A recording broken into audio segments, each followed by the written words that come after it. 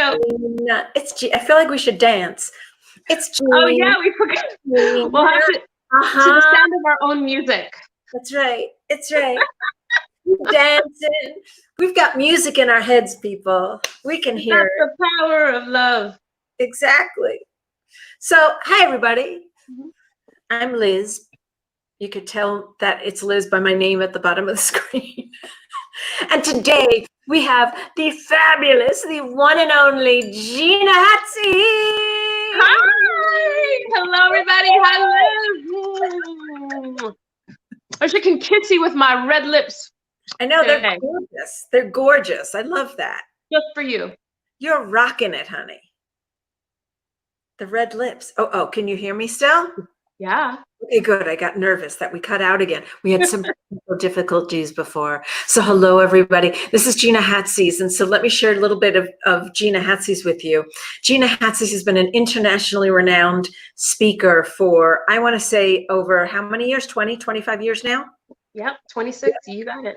Talking about women's empowerment, talking about inspiration, talking about women stepping into who they are in the world, and not just about women. This also goes for men too. So Gina did this, and if you haven't seen it, when we're done with this interview, you gotta run over to YouTube and take a look at this video that Gina did. Gina did a video, and it got released onto YouTube. She did a, how do I explain this? Do you want to explain? It's a talking poetry session where you did a presentation about being too much woman. And we're going to talk about what was in that speech. Well, this video went viral, and like 50 million people saw this video global. And it was a presentation that Gina had done about her experiences in being too much this, too much woman, too sexy, too busty, too this, too that, right? And it's the most compelling presentation about women who have always been called too much, too sensitive, too expressive, too passionate, all that BS that I know that a lot of women out there, and men too, have resonated with. So we're going to talk about that today. Gina. Hey, baby. So when you were creating Too Much Woman, when you were creating that presentation that you did, that you had absolutely no idea was going to go viral in the way that it did, what was going on for you? And let's talk about the video first. Why don't you share the story about the video and about your presentation? It's not just about the video, it's about your presentation and who you are and who you've been teaching all these years. Thank you. Thank you. Thank you, Liz. Well, first of all, thank you for having me, and thank you to your community for always a warm welcome. It's so wonderful to be in conversation with you again.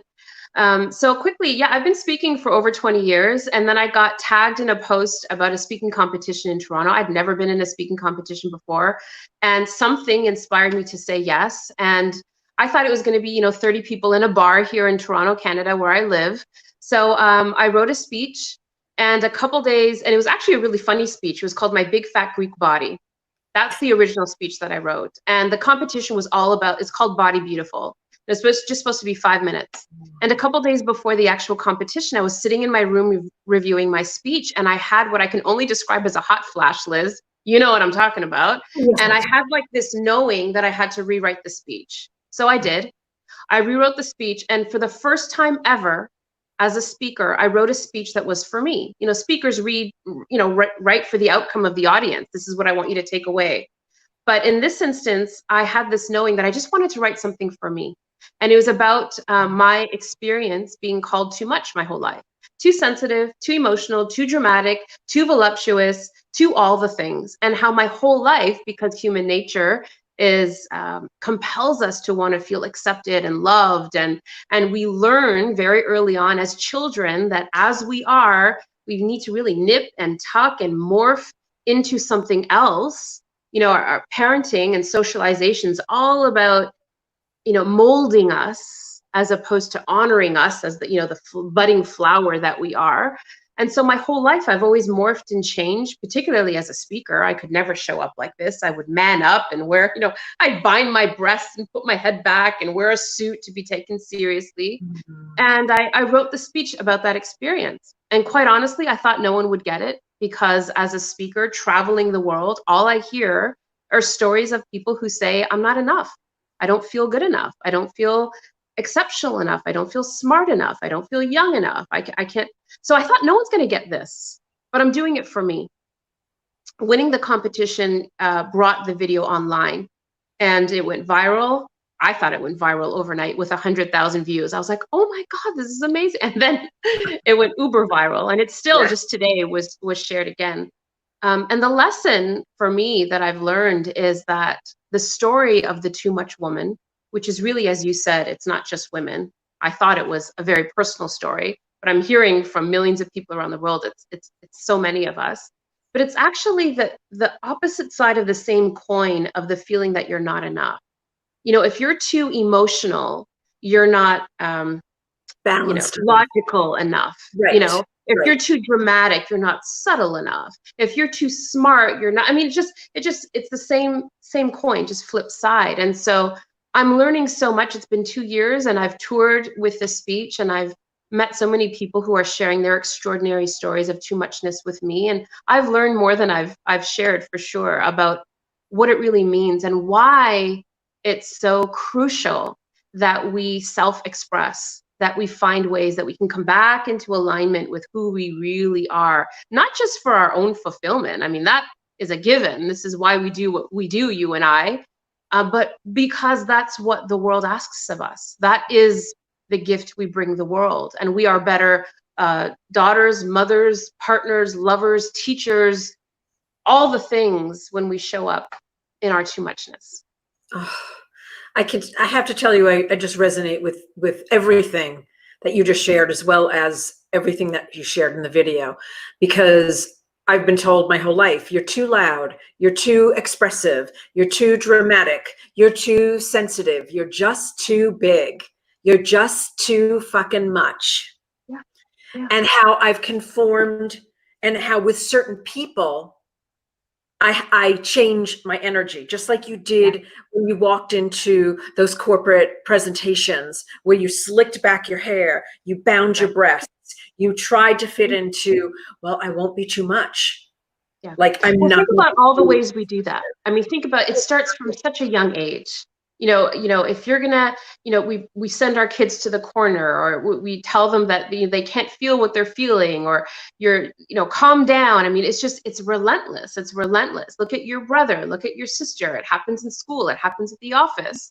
A woman who's too confident it's called a bitch, right? Like it's never ending. And we call this, from a spiritual perspective, I mean, let's just think about this. It's fragmentation. So what happens is, the core of who we are, if we are a budding lotus, okay, let's just imagine, we at birth, we are just this beautiful budding lotus, and the intention is for us to just bloom as we are in our individual beauty. Every flower is so beautiful and so unique. But instead of that, what we're told is, not like that, Liz, not like this, tuck that away. This would be a little bit better. Could you tone this down? Could you dim this down? Could you shine this part a little bit more? And so we become fragmented. And what that means is, with this group of people, I'm this way. And with this group of people, I'm this way. And in this instance, I'll show up this way. And no wonder everybody says, I don't even know who the hell I am anymore. Like, I don't even know what I like. I don't even know what I desire anymore. And when we're so disconnected from ourselves, we're disempowered. And so my mission, I just get so fired up about this, but my mission and purpose as a confidence crusader is to invite people to look at places in their lives where they can start to come back to whole. I call it finding your spiritual Gspot, because that wholeness. First of all, wait a second. You gotta say that again, because that is so. It's my mug, right? It's my spiritual Gspot. So the Gspot, I use that intentionally, because the way we come back, a lot of people say, well, I don't know where to begin. I don't even know where to start. The breadcrumbs that will lead you back to yourself are pleasure and desire. And it's like what? Life is supposed to be hard. Everybody told us you got to work hard. You've got to fight for it. You've got to put the work in. Think of all the languaging. Right. And I believed it too. I was raised by a single mother who was a martyr. She's a beautiful spiritual woman, but who also believed that, life was hard. for her. And so I had this belief that I had to work hard to be loved, to work hard to be successful. I had to work hard to be accepted. I had to work hard to be lovable. And it wasn't until that I started to switch, and it really, my life crumbled. I talk about the toilet bowl moment, when you're wrapped around the toilet bowl and you're at your ground zero. Why is it always in the bathroom? That's always the pubic hairs in the bathroom, Liz. I don't know. Okay, wait but, and the truth is, I didn't have one toilet bowl moment. That you read about these beautiful Anita Moorjani moments where like God speaks. It wasn't anything as magical as that. Right. I had a series of toilet bowl moments where I was like, I surrender. I'm waiting. Tell me. Right. And what started to switch for me, I mean, long story short, very short. I mean, what started to switch for me was starting to prioritize pleasure. And when you think about how radical that is in a world that tells us that we have to, like, no pain, no gain, right. Prioritizing pleasure started to shift not only my vibration, we talk a lot about vibration in spiritual circles, but it started to shift how I experience the world. And not to get too scientific, but we all have a part of our brain called the RAS, the reticular activating system, which basically is a giant siphon that takes all of the billions of bits of information that we get from our senses, and it siphons it because our brain can't process, and it siphons it and only shares a few bits of information with us. So how in the world does it decide which bits get in and which bits don't? It's based on what you believe and what you focus on. What you believe and what you put your attention on. And so if I'm putting my attention on pleasure and what I love, suddenly the world looks different. It's like when the Wizard of Oz, where it goes from black and white to Technicolor, it's like, like, I know. Holy shit, life is great. I know. And I want to go to the comments just for a second, because Cynthia's sharing that when she was a little girl, she was told she was too bold. And Janet just shared, yes, what pleases you and not everybody else. So here's what I'd love to find out from everybody else watching. I want to know so you're talking about pleasure. I want everybody to write down what brings you pleasure. And can you explain more about that? Like, I want everybody to put in the comments, like, what brings you pleasure? Yeah. Because, and how do you know, and how do you begin to find what brings you pleasure? Because sometimes, and you and I have had this conversation, there are times when I have just forgotten because I am so busy working, and then I'm really busy working. So yeah, of course. And we're so out of rhythm. We're so out of accord with this kind of mentality, this kind of languaging. It's really easy to slip back. What do we do when we gather with our girlfriends for a drink? Or now we can't even do that. Now we're on Zoom. What do we do? Right. We say, oh, I only got an hour's worth of sleep last night because, the dog was barking all night. Or, oh, the kids were sick. And we share this story, like we one up each other with how tough it is. But imagine changing that discourse and saying, hey, Liz, what can I celebrate? With you about, what is going on that's good in your life. And so my experience is that we're so out of accord with the rhythm of pleasure that we do forget. And so, when you fall in love with someone for the first, or you're interested, I know you're doing a whole dating, finding the one program coming up. So this is so timely. But when you're first really interested in someone, what do? You want to know all the things. You're like, okay, if you can go anywhere on vacation, where would it be? What's your favorite food? What's your death row meal? What's tell me, like your favorite music, your favorite song of all time. And you become like a pleasure detective. Like, what is it that turns you on so that I can know more about you? Well, what the hell would happen if we did that for ourselves? How many of us just don't even know? I cook the meals that my family eats. I don't even know what I would want. I don't know, right? I don't even, so it begins with getting curious. And it sounds like such a basic thing, but I tell people that I work with, start a pleasure journal. Like, really start to write a list, because what we do is we do the go-to. I'm gonna get a manicure. And there's nothing wrong with that, but what really speaks to you? What really gets you juiced? What kind of flowers really turn you on? What chocolates turn you on? Get a whole bunch, order a whole bunch get white chocolate, hazelnut, dark chocolate, have a little spread, or cheese. Cheese is to die for. Get a whole bunch and just kind of start to open up, get excited about it, and let it be fun. I want to say one more thing. Louise Hay, God, I love her. I remember her, there was an affirmation that I used to say of hers every morning. And part of it was, I'm open to learning, I'm open to growing, and I'm allowing it to be fun. So much in the spiritual circle is about like the heavy, hard work. Imagine spiritual growth was fun. Can we make it fun? Exactly. It doesn't have to be painful. Okay, so I want to share with you what some of the things that people are writing here. Share, yeah. Okay, so it's so funny. Somebody just shared, it's so funny because I have a difficult time answering the question, what brings me pleasure? I get it. And Janet wrote laughter. Someone else wrote science shows that pleasure seekers harm their nervous system, seek happiness and joy, not just pleasure. Okay, because you're going after something rather than just doing those things that really bring you pleasure in your life. Yeah, Cynthia shared, my art and being creative fills my heart with joy, especially when I create with friends. We call them play dates. Oh, I love that, Cynthia. I want to go on a play date with Cynthia. Yeah. Seek peace, seek giving joy. She seeks giving joy to others. Someone else loves listening to music, dancing and laughing. Janet loves dancing. And this response, I can so relate to this.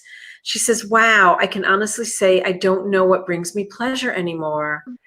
I get it. I get it. I'm so glad you're here, whoever that is. I'm so glad you're here. Oh Yeah. my God. Just imagine what a radical shift would take place if we all decided for 24 hours, just the next 24 hours, like today's Friday, Saturday, for 24 hours, just to prioritize pleasure. It doesn't mean all day you're skipping and dancing, and it's not about being uber positive. What it is it's saying this prioritizing pleasure is like setting your GPS for the day. It's like saying, this is where we're starting. And so imagine serving from that overflow, from that energy. I love what Jaitara wrote. And Jaitara, I'm with you on this Hey, one. Jaitara. I know, I love Jaitara. Laying under the sun and swimming naked. Woo! Well now. Well now. Swimming pool right out of here. I haven't done it yet. Interesting thing that happened to me, Liz, is when I started on this journey as a pleasure detective, I played it very safe. I was like, okay, well, I really like music and I really like dancing. So what I started to do is I just dip my toe in because it feels radical. Like every day I'm going to it feels really radical. But what starts to happen is you start to gain momentum. Energy is a bizarre thing.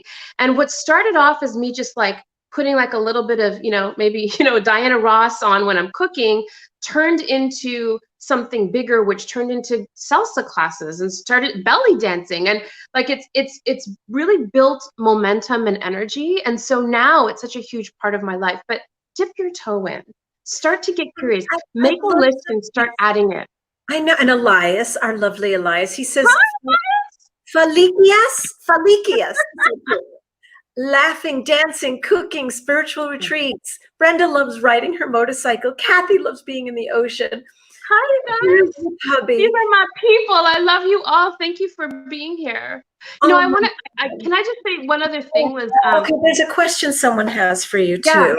Okay. This is a really good question. Okay.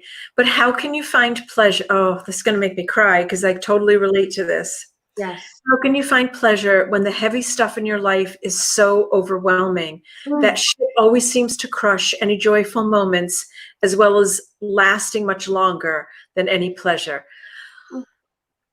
Okay, I can't see your name. Let me find out who that is because we're on so many different pages live at once. We just see the messages come through. So let me see who that is. But while I'm looking for it, would you answer? Thank you for that beautiful question. I remember a beautiful mentor of mine when I said, I can't find space to meditate because I'm so absolutely overwhelmed. My head feels like scrambled eggs, and sitting down to meditate is just, it feels like the hardest thing. And he said, that's the most important time to do it, even if it's a minute. And so I thought, what could a minute do? What could a minute of silence do? And so what I would invite our lovely friend who asked that question is to not make it daunting. Like it doesn't have to be this big, pleasurable event or day, but a minute. A minute might sound like listening to a bird singing outside. It might sound like laughter from someone that you love. It might sound like listening to a bit of comedy. It can be so many things. And so be gentle with yourself, but you can do a minute, and you might stretch that to 2, and you might stretch that to 3. Oh, that's my Michelle. Michelle, I get it. That's who that is. She's in There's also a piece, and I don't know if a piece of her question was around this, but I'm going to make some assumptions here. There's a lot of guilt that comes up when we talk about pleasure, when the world seems to be in such turmoil, and part of the discourse around, people are suffering. How dare I dance? And I had this moment, it was about a week ago, when the world seemed to just be imploding in itself, through everything. And I thought, how can I be posting videos that are using humor or comedy or show me dancing? Because it's a huge part of the work that I do. Right. And I realized, and I shut down for a couple days because I thought, maybe this is inappropriate. It's kind of like laughing at a funeral. Maybe this is really tacky and it's out of integrity.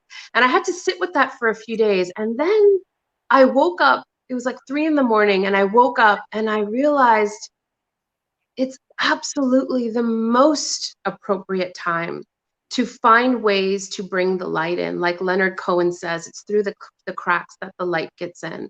And if we become so disconnected from pleasure and joy and lovemaking and love, then we can really fall into the abyss. And so I think it's part of my job.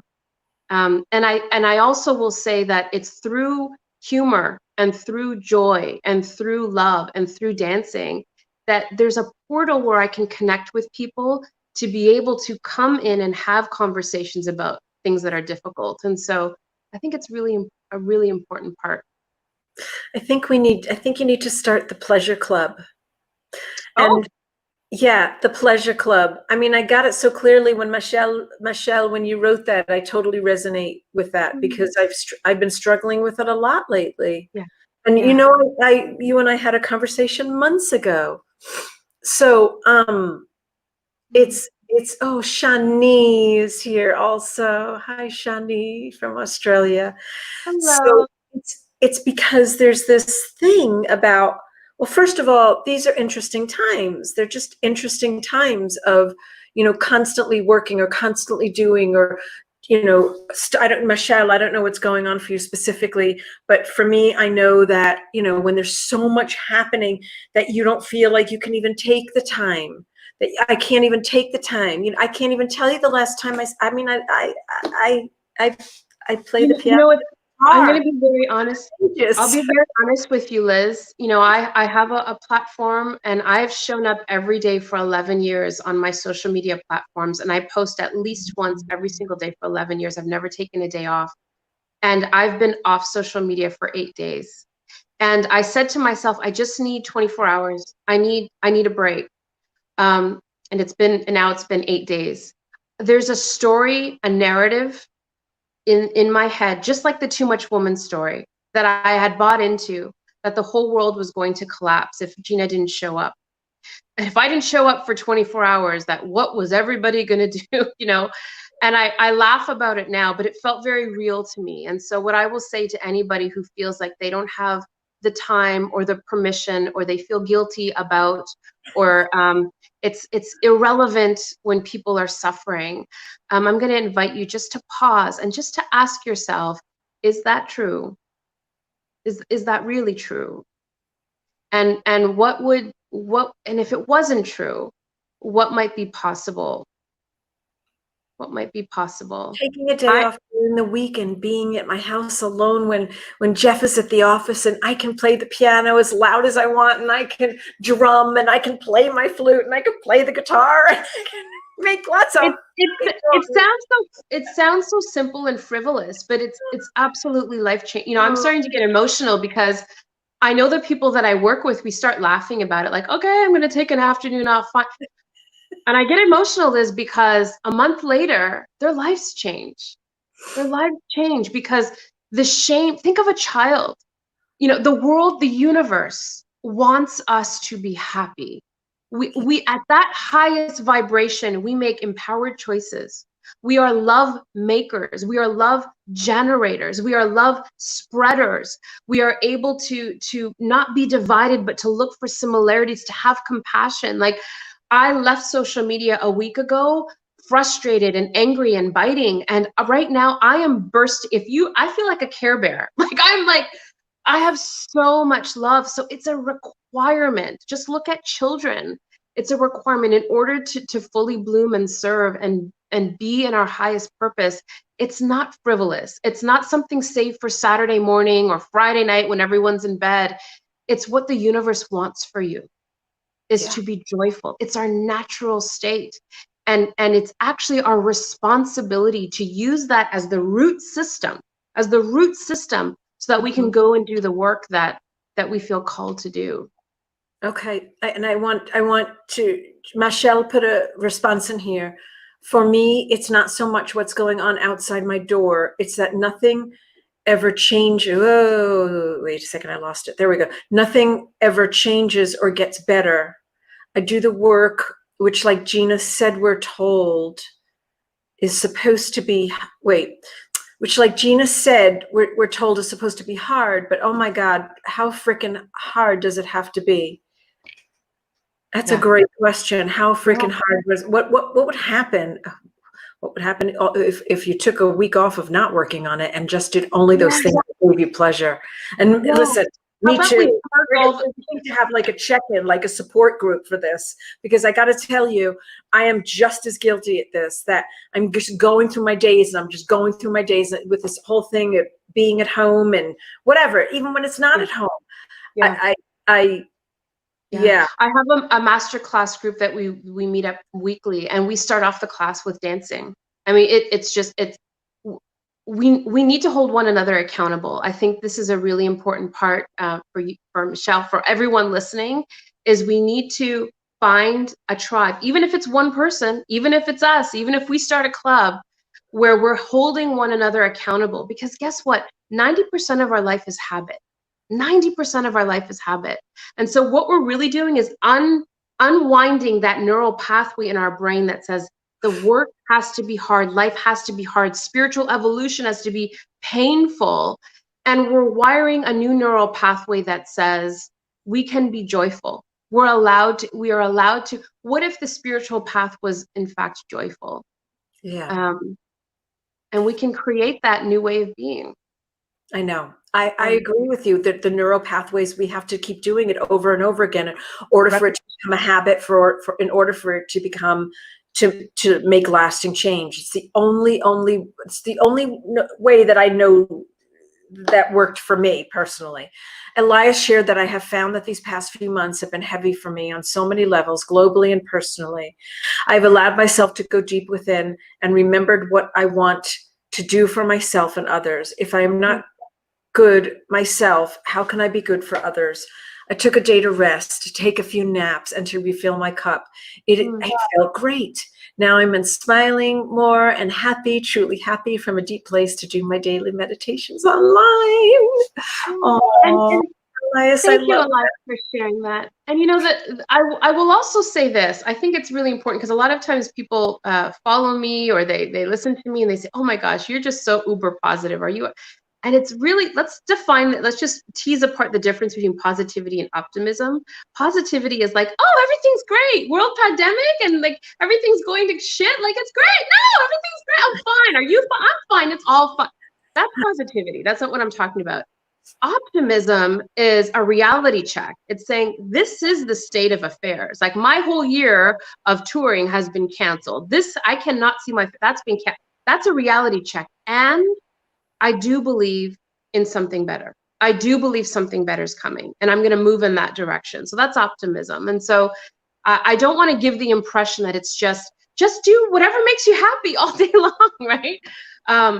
But to intend every day to prioritize pleasure, meaning make sure it's part of your day, to start to rewire the neural pathway that says life is not just miserable. I mean, with everything going on right now, I can choose to focus on that, but I can also take moments in my day to look outside at my lilac bush that has blossomed and literally stick my face into that bush and just allow that moment to bathe me in hope. I can do that. So can you. I can do that. I also want to, I'm going to share an exercise, and I hadn't intended to do this. Michelle, if you're still listening, I can also write this out. In a moment where I was really, where I had hit bottom, I've hit bottom many times in my life. And this was one of those bottom moments. And just kind of going along with, Malu just shared something, and hold on a second. I just want to honor everybody who's writing things. Kelly shared that she's been feeling heavy. Malu, you talked about empaths. Yes, absolutely. So there's an exercise, and I know you're all just so sick to death of exercises. I get it. I totally get it. But if there's one thing that I started doing, and I don't do it now, I'll take an issue, for instance, that I really need to work on, that I can't seem to change my habit on, or I can't seem to change my thinking on. So, getting to the core of where the story is coming from for yourself, if you're feeling depressed, if you're feeling down. And what I did every single morning was I wrote down, and this came actually from Joe Dispenza. I picked up the phone, I called him, and I said, Joe, I can't do this anymore. This was years ago with the whole dating thing. This is before I was married. So